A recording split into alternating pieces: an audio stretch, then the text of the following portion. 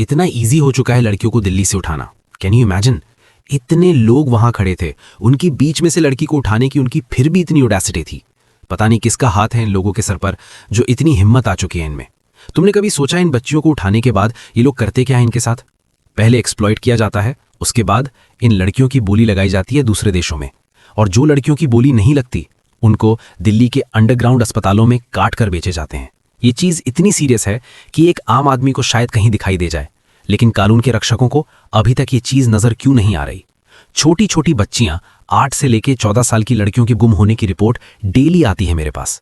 कोई कहता है कि मेरी बहन ढूंढ दो, तो कोई कहता है मेरी बेटी गुम हो गई है। 2026 शुरू होके सिर्फ 15 दिन के अंदर 800 से ज्यादा लोग मिसिंग हो चुके हैं दिल्ली में, जिनमें से 500 नंबर तो सिर्फ लड़कियों का है। अगर आप पिछले साल का पूरा मिसिंग डेटा उठाकर देखोगे तो पर डे 60 से ऊपर की एवरेज आती है कि हर रोज 60 लोग मिसिंग हो रहे हैं। और इसके बाद जब किसी का प्रियजन गुम हो जाता है और पुलिस वालों के पास आप रिपोर्ट लिखवाने जाते हो तो वो आपको ऐसे दुत्कारते हैं जैसे कोई इंसान किसी कुत्ते को दुत्कार रहा हो। इसलिए बहुत जरूरी है कि हम अपने घर के बच्चों की रक्षा खुद करें। अब उसके लिए हम लोग एयर टैग्स का यूज कर सकते हैं बच्चों के कपड़ों पर, जूतों में। और अगर आपका बच्चा मोबाइल यूज करता है तो घर से बाहर निकलते वक्त लाइव लोकेशन लेना कभी ना भूलें। ये सब चीजें डराने के लिए नहीं है, ये अवेयर करने के लिए है। और इससे भी सबसे ज्यादा इंपॉर्टेंट एक चीज है कि आप अपने आसपास बहुत ध्यान रखें, क्योंकि शायद आपकी समझदारी से किसी बच्ची की जान बच जाए।